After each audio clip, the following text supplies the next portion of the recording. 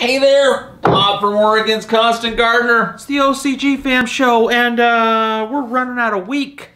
We got Green Room Live tomorrow, so basically today's the day, and then the show's over except for the Green Room Live. Now, Green Room Live, Gary Fast from Triminator is going to be there tomorrow talking about Triminators and trimming, and it's going to be a lot of fun. But more than that, there's going to be a bunch of prizes, and I'm going to be there, and a lot of other people that come to that are going to be there. So if you all want to meet me, hang out with them, be part of that group, you should come down. It's a lot of fun. So tomorrow, 1 o'clock, 990 Garfield.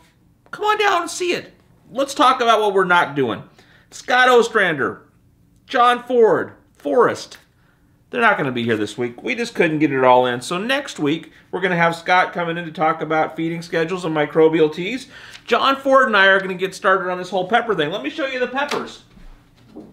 Now, when you're dealing with exotic peppers, it turns out they are slow to grow and sometimes don't grow at all, like these Chile de Laga, whatever these ones are right here that never came up. So we're working on it. But, you know, I'm thinking about that more so than just being like a little segment, we should do more of a show about the pepper thing. I think the peppers are, I'm coming right back. I'm just putting this little tray back on. The peppers are an interesting thing, so we're going to work harder on doing that. And Forrest. First time on the show for Forrest. He's still working with all the boys down there on getting together a primer on microbial tea. So all that's happening next week. What's happening today? Well, we were hoping Scott was going to be here today, but it just didn't work out. He's a busy guy. So I went through the archives and I found something that, hold on one second. Let me grab something here. I'm coming right back. Fullon.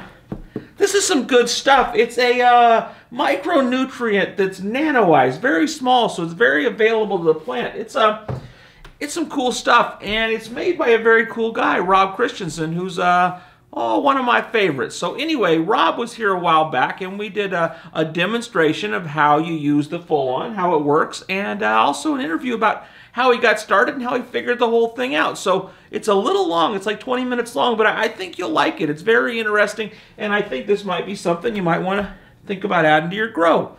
Anyway, that's the show for today. I hope you can come to Green Room Live tomorrow. Now, watch the interview and stuff, and then I'll see you tomorrow. I love you. Let's come to Green Room Live. It's going to be fun. Hey there, Bob from Oregon's Constant Gardener. Here with Rob Christiansen from Fullon. These guys, this stuff. Yes. What is it? How does it work? Fullon is an organic, nano-based, highly ionic biostimulant. Basically, you can use on any plant, all the way from germination right through the flush cycle, and get a number of benefits from it. Including, I guess one of the biggest ones is a quicker finish on whatever plants we're growing, and also a better finish. So how does that work? Basically what we're doing is enabling the nutrients in the soil when we do a root drench. We're enabling those to be catalyzed and put up into the plant tissue immediately. Along with that, we've got a highly ionic negative charge to this, which helps create cation exchange capacity in the soil, which further helps the uptake of nutrients. And we're feeding all the beneficials. So it's able to just go through its whole cycle much quicker than it would have before. Exactly. We're making it a lot easier for it to go through that. So basically it's a product that works with everything and helps everything work together in conjunction. So again, we feed the microbes, we help the soil health, and we're producing more vigorous plant growth. So if you were using something more kind of natural like Nectar for the Gods, or if you were using something like doing a hydro kind of setup with some synthetic stuff or some of that kind of thing, how would that affect? Works good with both? What's the difference? Works good with both. As far as a Nectar run, what we'd say would be reduced 20% of the Nectar on the very first initial run, just to make sure there's no nitrogen or anything trapped down in the soil or media that we could excite and might just put a little bit. So as time goes on, you're going to be able to push your full load of the Nectar for the Gods, but first off, you want to be careful. So this is not just like something to like see if it works. It's something just to let it run through that stuff that may be hanging out down there. Exactly. It does work even at low, low rates. Synthetics now. What we say is reduce 50%. Now, why is that? Because it's with the salts, we can excite and make all of that so available to the plant that it, you know, pick a number, whatever it is, but they're getting a very low percentage to it normally of the salts that are added. So then it's very inefficient to start with, and you've made it so efficient that you really don't need to use as much. Well, actually, there's a certain degree of efficiency there, but there's also perhaps an inefficiency that the plant cannot digest the amount that's being fed of the nitrogen and other things. So the thing is, you introduce Fullon, now it can uptake everything. Could you run into some issues with that? If you had too much in there? If you don't reduce at least 50% on the first go, absolutely. Wow. We say reduce 50% and then gradually notch it back up. You know what I mean? But it's just that initial application of Fullon in the roots, because it's going to definitely excite and get everything up into the plant tissue yesterday. So 2, 3, 4, 5 weeks down the road, though, can I go back to my normal amount of the nutrients, or do I need to, or what's the deal with that? You know, you need to from the well, Nectar, we just say reduce 20% on the initial. Right. That's it. Okay. Sure. Then go right back. Right back to it. Start ramping right back up to full strength, because what you're going to do now, everything is being, you know, is as much as possible being utilized by the plant. Those nutrients now are going to turn into excess growth, more flowers, the whole 9 yards. Okay, so it's going to be able to use those inputs more effectively. Yeah. So with synthetics, chances are you're probably not going to get back up to 100%. You never will get there. Probably not. You know what I mean? We've got people that run at 50% throughout the cycle. Some people may be at 70%. It just depends so much on genetics, environment. What kind of a growth is it? Hydro with no buffer, no cocoa, no soil. There's a lot of variables, obviously, but how will you know if you've gone too far? If you're using too much, you're going to burn your plant. I got you. Okay. You know, the key is, I mean, the Fullon we can put straight on the plant tissue, and there won't be any. It's not this that's burning. It's not burning. It's able to take up more than it really needs. More than it can. You're force feeding it. Exactly. So that's why, and it does. It works really well with synthetics, as long as the grower says, okay, this is, you know, this is not BS. This stuff could increase my uptake significantly to that degree. I can back off. Sure. So, you know, just depending on the grower and the system, if it's synthetics, are going to save considerable amount of money. You know, I mean, whether 50% drop or maybe 25% drop in the end usage. That's real money. And hopefully, well, they will. They'll get a better finish. They'll finish quicker. We've got guys that are running 100% salt that are finishing a week to 2 weeks sooner. And again, the Nectar FAM is, you know, we're getting the same numbers that are finishing quicker as well. So it's a benefit across the board, regardless of better and quicker. And we're actually providing a lot of minerals that are missing from the soil. We're putting that back into the plants, and therefore back into our bodies. So in terms of this pepper plant, we're probably going to have 30 to 35% increase in nutrient density using the Fullon, along with sweeter production from the bricks levels. More sugars in there. A lot more sugars are being put up in there. But no, essentially it's one of these things that really does a lot of good. Is this doing its work in the soil, or is it more up inside the plant, or both? It's systemic. I mean, it definitely helps the soil. And we've got hemp farmers that are doing, they're in the 1,000-acre range. But some of them are no-till, some of them are USDA organic. And what they find is it really does get that soil health really popping. So the microbial life in the soil is liking it too. It loves it, because we've got a very biodiverse source of food for the microbials. I mean, it's not just one. It's not just you've got a sugar or whatever. We've got like 4 or 5 different sources of food in there for them, so it helps them at various various stages of their life. So it's good. Every time you put it down on the ground, it's a good thing for the earth, it's a good thing for the plant, and it's a good thing for us once we ingest it, because we've got that increased nutrient density, more minerals, and all those things. So root foliar, how do you use it? Can you show us how you use it? Yeah, let's do that. We're going to put, we'll just start out, obviously first thing you want to do is shake the heck out of the bottle, and because the minerals do agglomerate. But in this case, we're just going to put 4 ml in a gallon, which is pretty much our standard rate. That's like about a teaspoon? Yeah. Okay. Teaspoons, 5 ml. It's probably about, this is the first graduation on here is 5. We're a little bit underneath that. So basically, That's all we're going to add. And on a foliar spray, you can double it. You can go up to 12 ml a gallon if you want. But, and now, why would you want to or not want to? Why would you use so little? Would it be better if you use more? You know, I think it's grower feedback. That I've had people tell us that they get great results. They bump it up to 10 ml as a standalone, nothing else mixed in with it. Okay. Sure. And it works great. So it's just, again, there's so many different environments, but I think after 10 ml a gallon as a foliar, you're starting to kind of diminishing it. Okay. So, but basically you can see we just put the very first mark, a little less than a teaspoon in a whole gallon. And then just like a regular feeding of the plant? Regular feeding of the plant. I mean, actually this got maybe a little bit big for that, so let's pour that, pour some in here.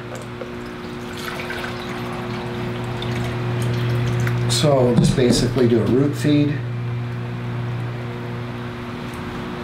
Also can be mixed with nutrients, but again, if you are mixing them with nutrients, you want to make sure that you first done the reduction so you know where you're at. Okay. But basically that's it. Just give it a nice little drink down there, and then we can see if we can do a proper foliar. If I don't have this all over Hell's Half Acre here now.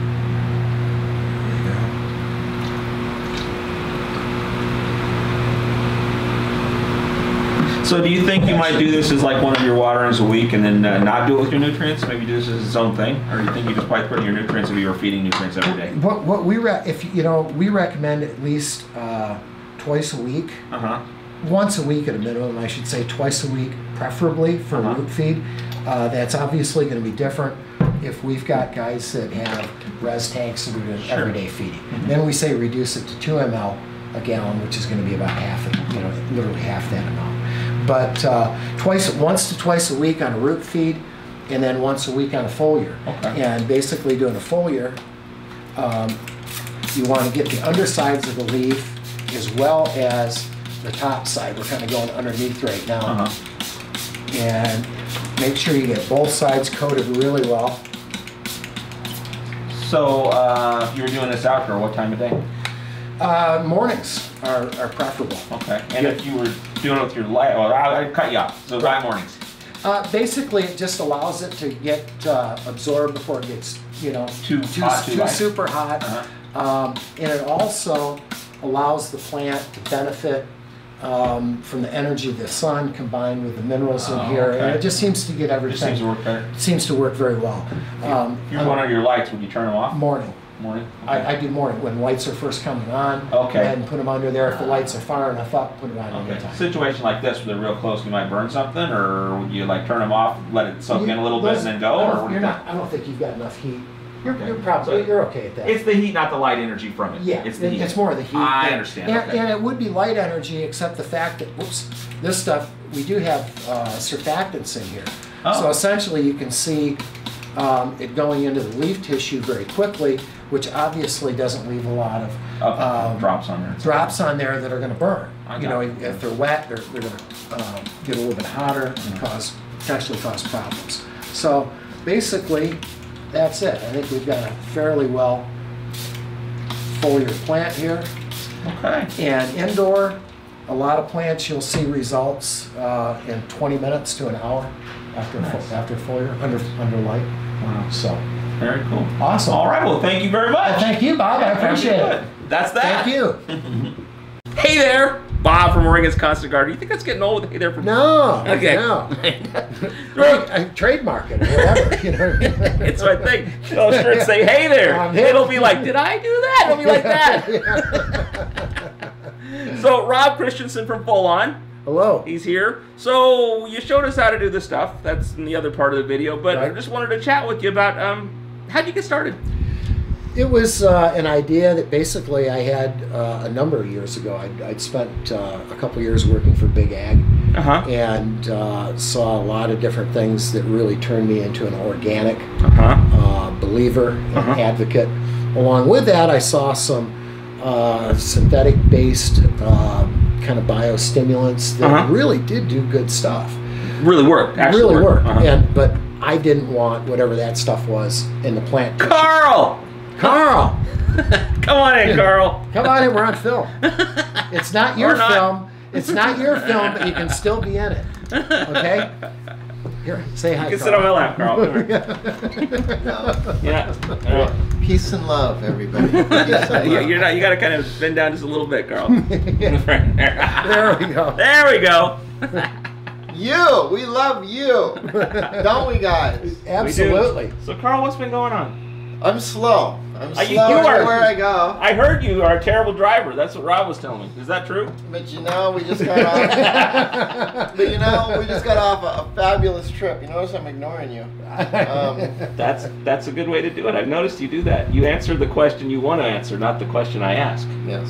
You may have a future in politics. I was going to say, we've got a politician over there. Yeah. Look at those peppers. I know. Yeah, I'm Did you ever send the prize out to the guy that won that? I thought you were sending that prize out. Are you kidding me? You're kidding me right now, right? No. You were supposed to send that prize out. Oh, God, we better talk when we're off. All right. My God, man. Thank God we're not live. We'll just edit this part out. All right, we're going to edit it out. No, well, I remember who it was because I got the thing because it was 12 was the correct answer. And I told him he won. I told you he won. We're going to get it sorted out. All right. All right. So, Carl, you this is like Don Rickles when Johnny was talking to Frank. Not that I'm Johnny. You can pull off Frank, but then he came in and just like this. So, do you have anything to say, or should we continue on with our interview? You know, pretend I didn't even walk in. I'm just kind of at a blank point right now today. All right. Yeah. So, Carl, Rob, how'd you get started in this thing? You can just pick up where you left off. Yeah, basically I worked for Big Ag, saw some stuff that worked really well in terms of nutrient uptake technology, but it was, I would say, very inorganic, and I just didn't want that. Didn't want to do that. I didn't want to ingest it. There we got Carl crawling under the camera. That was classy, Carl. I mean, you could have walked right in front, dude. Anyway, so I had the opportunity over the years to work with different ag formulators on different projects, and I had the opportunity to be able to have these guys make stuff for me. So I would have them put together really off the wall, out of the box formulations that they really didn't want to do. But I was just kind of doing something. Throwing stuff at the wall. I didn't know enough. You had some intuition. Maybe you were ignorant enough to discover something. I was ignorant enough to say, well, I don't care what other people do. I want this one. And the product actually it got some results, and I met my partner in San Diego, who has this awesome mineral matrix that is nano based and is also highly ionic. And after I looked at that with him, it was like somehow we need to get this into what I'm working on and get the two of them put together. So like his thing was a bust to get yours into the plant. It was something that we managed to get this mineral matrix into the formulation. You had the bus, he had the passengers, and you're getting them up into the plant. It was one of those things that you took something that most people would do, you can't put that in there, we did it. Right, and basically, the old story, I would try all these different formulations on plants around the house, and I had 2 lavender plants at the front door on each side. They were just drooped over from day one. And this last formulation is when I poured it on there, and the things were literally like that, like straight up, and in I don't know, hour and a half, 2 hours. Wow. So that's when I said, to hell with it. And then we started using it on succulents. Obviously, a lot of other growers, we started getting up to them, and just getting crazy, kind of unexpected results. When did you? How did you come to a point where you're like, I need to share this, or was it always a business, or what was were you just gentleman scientists kind of futzing around with stuff, or at some point you realized you wanted to get this out to the world? I think once we started to get the feedback that we did, then I became convinced that this is really something that works, and people need to have the opportunity to be able to have. Because it just, like I say, the thing that had kept me on the company and trying to continue to grow it and build it is the constant feedback from growers. It's not that we have all our laboratories and all this kind of science. It's basically people getting it in other people's hands and having that feedback saying, I've got twice the tomatoes, I've got twice the cuts, I'm getting 20% more on harvest. I'm finishing 2.5 weeks quicker. My terpene profiles are better. Brix levels up. These sorts of things that I don't make up and that our company claims. But those are the feedback that we've had from people growing. Subjective results, but overwhelming subjective results to where you're like, something's going on. Oh yeah, and we've had tests that have shown up to 30-35% increase in nutrient density. Scott's even tested it with a refractometer, and significant increase up to about 19%. Against a control, you've seen that kind of. Wow. Scott was telling us about it. So it's one of these deals that it's not just subjective. There's definitely some data out there floating around with it. But so basically, yeah, it's been a product that the only reason we're here is our growers and our customers. It was. We have a huge following. Huge following. Yeah, and it's so grateful to all these guys because we don't, and gals, because we don't have 100,000 a month or whatever to throw out into glossy ads to try and convince people this is the hit product this quarter. You know what I mean? Sure. You got to understand. Yeah. So it's word of mouth, and it's people that want to share the results. I was just downstairs and had a great talk. With one of our growers who every time I'm up here continuously impresses me. Yeah, you know what I mean? Norm was so cool cat. It's like I say, that's why we're here. Is just based on the results and the feedback we get, and a lot of encouragement from the people out there. So a lot of love. What do you see in the future for you? Grassroots, just more continuous. I guess more continuous growth. We're working with more commercial growers, and that's really where this the ability to get enough feedback on that speed factor came from. The time reduction is from the commercial guys who are running same genetics, same environment, same nutrients. Over and over again, they know what to get, and suddenly it's more. And all of a sudden now they're looking at, I have a guy down in LA who said it's effing gold. Yeah. I mean, he's already got all his operations geared towards 7 cycles at a minimum compared to 6. Wow, a full other cycle. Yeah, on multiple locations with more weight and better terp profiles at the end. So it's kind of a win-win for everybody all the way through the whole process, including the consumer. So big deal in the cannabis industry, but your tomatoes, your corn crop, your whatever you're doing, even large agricultural type operations. Huge. Yeah, and I know the large ag or big ag guys are all grown with chemicals and gunpowder, so a lot of them are completely out of the loop. But the boutique, the organic growers, people growing vegetables around the house, you'll kill it. You'll absolutely kill whatever it's a tomato, and I mean knock it out apart. But it doesn't matter. Tomatoes, peppers. We've got a young man in the Philippines who's doing awesome things with cacao, and that's starting to take off. He's been the only one. Now some of the farmers that he's working with and another company is able to do it. They're able to germinate cacao seeds with no fungicides, and there's an inherent fungus in the cacao seed. So they're able to basically germinate it with Fullon and give those little seedlings enough whatever they need in terms of strength and resistance to fight it out. So he's one of the first ones that's really doing truly organic. Wow, and so obviously that's going to make it a stronger plant down the road because it's not hampered by that fungicide that you were trying to, And the other thing, obviously, every crop, every environment's different, but he's also eliminated all pesticides and all fungicides throughout the grow process on multiple plants. Wow. Tomatoes, microgreens, peppers. He's even done very well in aquaponics using Fullon. Wow. So, very versatile. I mean, anything that's growing wants it. Nice. I guess that's about it, I think. Perfect. Well, thank you very much. Well, thank you. We'll talk to you again soon. Awesome. That's it. For more information about anything on today's show, go to our website, OCGFAM.com. The OCGFAM Show, it's pretty good. It happens every day. It's the OCGFAM Show. See you tomorrow. Come to Green Room Live. It'll be fun.